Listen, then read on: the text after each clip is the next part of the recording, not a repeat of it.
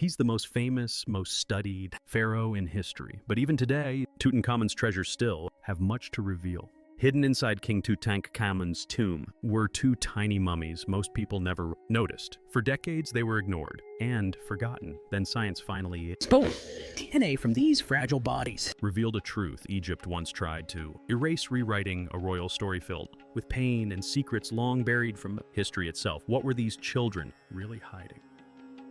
Let's find out. The quiet box that changed everything. In 1922, Howard Carter unlocked the sealed entrance to King Tutin Kimmoon's tomb, captivating the world's fascination with gold. The rapid spread of the news ignited imaginations of hidden treasures that had been hidden for millennia. Stepping into the tomb was like entering into a surreal world filled with exquisite beauty, including royal chariots, luxurious furniture, gem-covered shrines, and the breathtaking golden mask that continues to awe people today. This astonishing find remains unrivaled in the field of archaeology, solidifying Carter's place in history. Due to the brilliance and radiance, attention was drawn towards the largest and most dazzling items. Photographs were taken. Journals were packed with drawings and observations of gold. However, amid the fascination with wealth, tiny and unassuming entity lurked in the background. It did not glitter. It did not demand notice. Yet, it held a more profound narrative than any royal crown or precious gemstone. Buried within the tomb was a tiny chamber called the treasure room. Inside, Carter discovered a plain wooden chest. There was no gold decoration, no colorful paint, and no intricate symbols denoting authority or opulence. Surrounded by countless riches, the box appeared modest and unassuming, initially lacking significance. 2-minute coffins were found inside the box, placed next to each other. These coffins were so tiny that they could be cradled in someone's arms. One of them measured just over 19 inches in length. Both coffins had been carved from a single solid block of wood, showing great attention to detail, although lacking any embellishments. Upon being opened by Carter and his group, they made a surprising find. Inside each small coffin was yet another coffin, a silent mystery nested within another mystery. The inner coffins were covered in delicate gold foil. The tiniest mummies discovered in Egypt were encased in linen fabric. They were not infants who had experienced life and death, but rather unborn individuals, two young girls who never had the chance to breathe. One was at approximately 5 months of gestation, while the other was further along, estimated to be between 7 and 9 months. The latter was nearly prepared to enter the world, almost at the brink of experiencing life. King Tutin Kimmoon is the father of these daughters. During a grand burial ceremony, a profound sense of sorrow could be felt beneath the display of strength and prestige. The youthful monarch who reigned briefly had already endured the loss of his offspring prior to his own passing. This melancholic event remained concealed amidst opulence, often overlooked as an insignificant side note in history. The perplexity continued beyond that point. The bands encircling the small coffins were inscribed with the name of Queen Tutankhamen's grandmother. This left early investigators puzzled. Speculation arose about the true relationship between the children and the young king. Some theorized they were placed there for ceremonial purposes. It was believed by some that they represented a new beginning for the king. In the afterlife, clarity eluded, everyone leaving the truth shrouded in mystery. Due to the lack of clarity surrounding the two small mummies, they were relocated to the Cairo School of Medicine and kept safely out of sight. They were not put on display for the public or included in any popular exhibitions that captivated audiences globally. Instead, they were regarded as a mystery without answers, allowed to remain undisturbed in quiet seclusion. Almost 100 years went by. In the year 2008, a significant shift occurred in Egypt. Zahi Hawass, the country's leader in antiquities, revealed an ambitious project. A state-of-the-art DNA lab was being constructed with a price tag of $5 million. The primary goal of this lab was to analyze the royal mummies from ancient Egypt. Scientists would employ modern techniques to examine King Tutankhamen's mummy for the very first time. Additionally, they would conduct tests on the two small mummies found in a wooden box, marking a groundbreaking moment in history. The objective appeared straightforward: determine the validity of the children's paternity. However, there was a significant level of risk associated with the project. As time passes, ancient DNA deteriorates, becoming delicate and dispersed.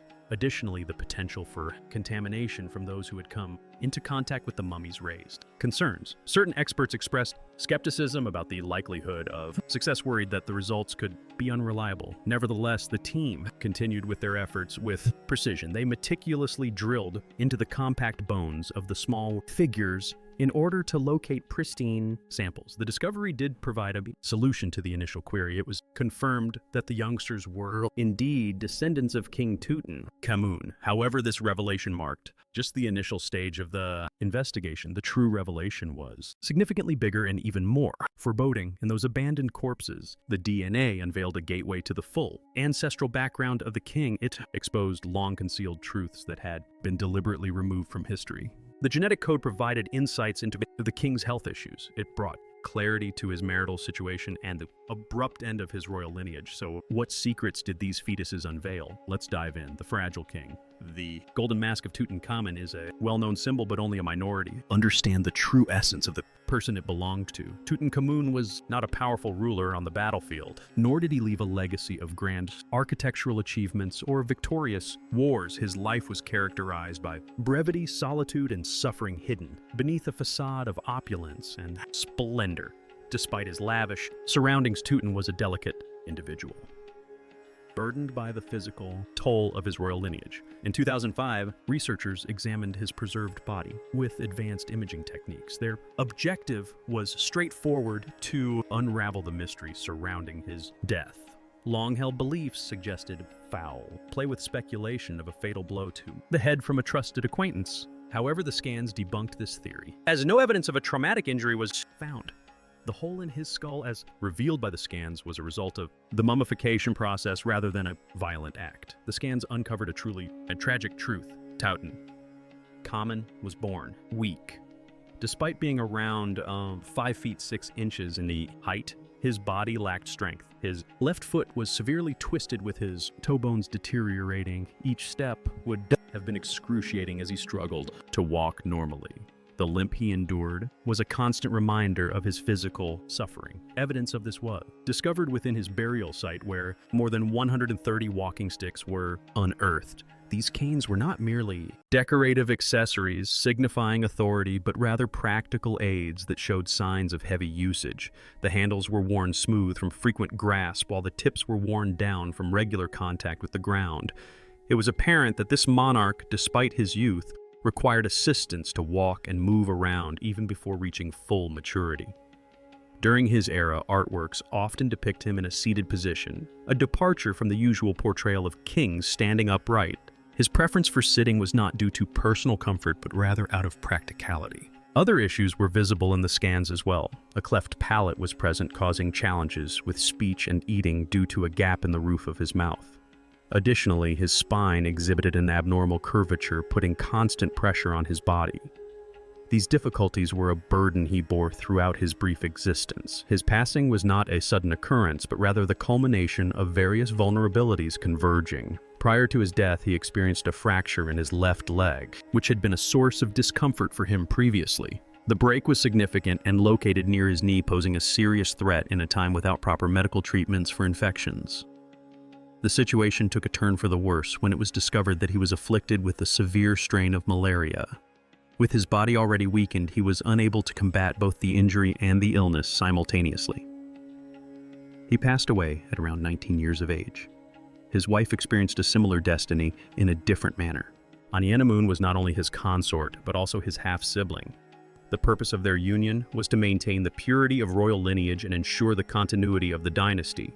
When they wed, they were both very youthful, still considered children, who were given the responsibility of ruling over a large empire. They both inherited the same flawed genetic line. They made efforts to conceive a child. They made 2 attempts, but unfortunately both were unsuccessful. One pregnancy ended in a loss during the early stages, while the other ended just before the child's birth. They lost 2 daughters who never got the chance to live. This was more than just a failure for the royal family. It was a personal tragedy for the young couple who had hoped to have a family of their own. After the death of Tutankhamun, and Cassinamun found herself without a companion.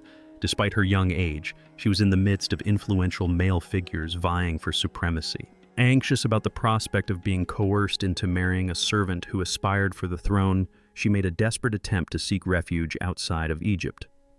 Unfortunately, her elaborate scheme proved fruitless as the individual dispatched to aid her never made it to her side. Ultimately, she disappeared from historical records. Her name slowly became forgotten. Her words were no longer heard. The dynasty came to an end with her absence. But what made this family so sick? Why did they look too fragile? Stick around. A kingdom painted strange. Modern science has revealed a hidden truth that goes beyond just King Tutin Common.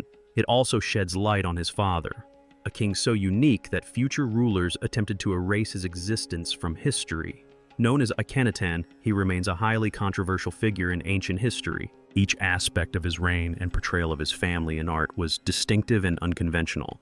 Before Akhenaten, Egypt believed in multiple deities for thousands of years. These gods were associated with different aspects of life and death. Amun, the sun god and king of the gods, wielded immense power. Osiris oversaw the afterlife, while Isis represented magic and healing. Many other gods were worshipped as well. The priests who served these gods held significant authority.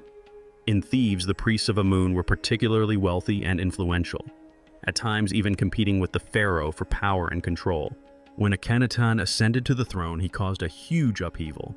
He proclaimed that the traditional deities were no longer to be revered. He asserted that only Aten, symbolized by the radiant sun disk, was the rightful deity. This shift was not just religious in nature, it also had significant political ramifications. By eliminating the old gods, Akhenaten weakened the influence of the clergy and concentrated all power in himself as the sole representative of Aten on earth. He took an even more extreme step by leaving Thebes a city with a long history of religious significance. He moved his entourage deep into the desert and gave instructions for a brand new city to be constructed from scratch. This new city was named Akheten, signifying the expanse where the sun god Aten would be worshipped. Presently, this location is known as Amarna. The city swiftly developed, featuring temples that allowed in natural light, luxurious residences for the upper class and areas specifically designated for the adoration of the sun deity. Something truly unusual emerged in Amarna.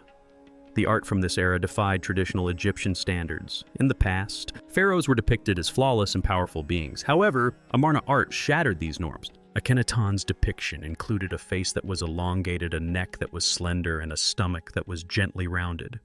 His wide hips, delicate appearance, and ambiguous gender traits were surprising in a society that valued physical strength and proportion. Queen Nefertiti, who was married to him, had a graceful and beautiful appearance with a calm and elegant face. Their offspring, particularly their 6 daughters, were frequently depicted. These children were portrayed with elongated skulls and slender limbs, engaging in playful activities around their parents, sitting on their laps and seeking their affection. This level of intimacy within a royal family had seldom been depicted in art previously. For years, scholars grappled with interpreting these images, speculating on whether the family's peculiar appearance could be attributed to a genetic anomaly. The elongated heads and slender bodies prompted various theories, with many considering genetic factors as the most likely explanation. However, tangible evidence to support these theories was never found. The strange art of Amarna was not just a style. It was a reflection of a ruler who rejected the past and tried to reshape the world in his own image. It showed a family unlike any before, tender yet fragile. When Akhenaten passed away, his ideas were quickly erased. His city was abandoned, his name was scratched from monuments, his art was buried. What made the mystery deeper was the absence of sons in the art. Akhenaten and Nefertiti are shown with their daughters again and again, but no boys appear beside them. This raised a troubling question. If they had only daughters, then where did Tuten Common come from, the boy king finally revealed? For an extended period of time, the ancient history field grappled with a persistent question. The true identity of Tutankhamun remained shrouded in mystery. Despite the widespread recognition of his golden mask, his exact position within the royal family remained vague. Although his original name offered some clues, concrete evidence was lacking. This mystery lingered in obscurity for millennia, biding its time for the opportune moment to unravel. It is a known fact that Tutin Kimmoon did not always go by the name he is famously known for. Originally named Tutankhamun, his first name translates to the representation of the Aten's living form. This name connected him to the extraordinary and influential religious shift of Amarna and associated him with the unorthodox ruler Akhenaten. However, the exact nature of this connection remained unclear, with some speculating Tut's relationship to Akhenaten as a possible son, while others suggested a more distant familial tie for convenience. The reality of their connection was obscured by incomplete records and obliterated historical evidence. Upon Akhenaten's death, following a reign of 17 years, his entire empire quickly crumbled. The religious transformation he had initiated perished with him. The once marginalized priests of Amun swiftly regained control, displaying ruthlessness in their actions. A boy of merely 9 years was seized and anointed as the next ruler. The individual in question happened to be Tutankhamun. Shortly after, he had to alter his name. Tutankhamun transformed into Tuten Common, embodying Amun. This name change carried significant weight, symbolizing the demise of Aten and the resurgence of the ancient deities. The young ruler was instructed to depart from Amarna. The once bustling city in the desert was deserted, eventually succumbing to the elements as sand encroached upon its temples and residences, causing the city to be forgotten over time. The successors of Akhenaten were resolute in eliminating all traces of his existence. They demolished temples dedicated to him, shattered statues, and obliterated his name and likeness from walls. In official records, his rule was omitted, as if the timeline went from his father directly to Tutankhamun. This deception endured for almost 3 millennia. As a result of the devastation, the lineage of the royal family became convoluted. There was uncertainty surrounding the true identity of Tuten's mother. The Kyo ruler, alongside Akhenaten's Kara, was shrouded in mystery. Deliberately damaged records added to the confusion with the intention of causing uncertainty. Modern scientists entered a fractured world, facing a significant challenge in their study of 2 small mummies. Their mission was to uncover a hidden truth that had been concealed by kings who were afraid of the consequences. Despite the prepared laboratory, the ancient DNA held closely guarded secrets that were not easily revealed. The hidden sister behind the throne. In 2008, the announcement by Zahi Hawass regarding the testing of royal mummies caused quite a stir globally. This move was considered significant, as the lineage of a pharaoh is a highly contentious issue in ancient history. There were concerns among experts about the possibility of errors, hasty conclusions, or findings influenced by external factors rather than facts. The burden of expectations was immense right from the beginning. Has it been against foreign teams examining Egypt's royal remains for a long time, insisting that Egyptians should be the ones to conduct the research on their own land while respecting history? A state-of-the-art clean laboratory funded by the Discovery Channel with a $5 million budget was constructed within the Egyptian Museum in Cairo. Its purpose was to combat contamination, the primary obstacle to studying ancient DNA. Ancient DNA is delicate and easily damaged over time, breaking into small fragments. Additionally, these mummies have been handled, analyzed, and relocated numerous times since their initial find. Each individual who came into contact with the mummies unknowingly left behind traces of their own DNA, resulting in modern DNA overshadowing the ancient remains like a layer of dust. Locating the authentic genetic material within the ancient DNA was likened to searching for a single, pristine grain of sand amidst a pile of dirt. Due to this reason, numerous specialists had reservations about the project. A few cautioned that without verifying the outcomes in another lab, errors might occur. Nonetheless, the project continued to progress. The team was aware of the importance of being cautious, deliberate, and accurate. With precise imaging technology, researchers carefully examined every mummy to determine the optimal location for obtaining samples, delving into the thick bone structure. They targeted areas where ancient genetic material was most likely to be preserved. The individuals at the center of this mysterious royal lineage were each analyzed in succession. The initial discovery was Tuten Common, followed by 2 small mummies found in his burial chamber. Subsequently, there was an unusual male mummy unearthed in tomb KV-FA 55 in 1907. The sarcophagus had been vandalized and his identity obliterated. There was much debate for years regarding his true identity. 2 women were discovered in a different tomb known as Cave 35. They were casually laid out on the ground. One of them was an elderly woman who was believed to have royal lineage due to her facial features and hair. The other woman was younger, but her face was severely disfigured. She was only referred to as the younger lady. No one knew who she was. The bone samples were brought into a sanitized laboratory. Researchers were on the lookout for 16 genetic indicators that could indicate familial relationships. The process required a lot of time and perseverance. Gradually, the solution started to surface. The initial significant finding came from examining the two small mummies. The genetic material proved to be a perfect match with Tutin Kimmoon. There was no ambiguity. It was indisputable that they were his offspring. This revelation solidified the private sorrow concealed within the gleaming burial chamber. The team then expanded their understanding. It was determined that the older woman was indeed Queen Ta, the spouse of Amenhotep III, and the grandmother of Tutankhamun. The mummified body found in Kf 55 was confirmed to be her son, which could only mean that he was Akhenaton the king, known for his radical beliefs. Finally, Tutin's father was positively identified. One query lingered. Whom did Tutin's mother give birth to? The response was provided by the younger woman. The results of her genetic testing uncovered a surprising revelation. Contrary to previous beliefs, she was not Nefertiti, nor was she a lesser-known wife or outsider. Surprisingly, she was identified as Akhenaton's biological sister, being born to Amenhotep III and Queen Tyr, thus sharing the same lineage as her brothers. Tutankhamun's lineage traced back to a union between siblings. This one revelation clarified a lot of things. It clarified the boy king's frail physique and his numerous health issues. It elucidated the reason behind his children's miscarriages. The fragility in the royal lineage was no longer a puzzle. It stemmed from years of intermarriage within the family to maintain the purity of authority.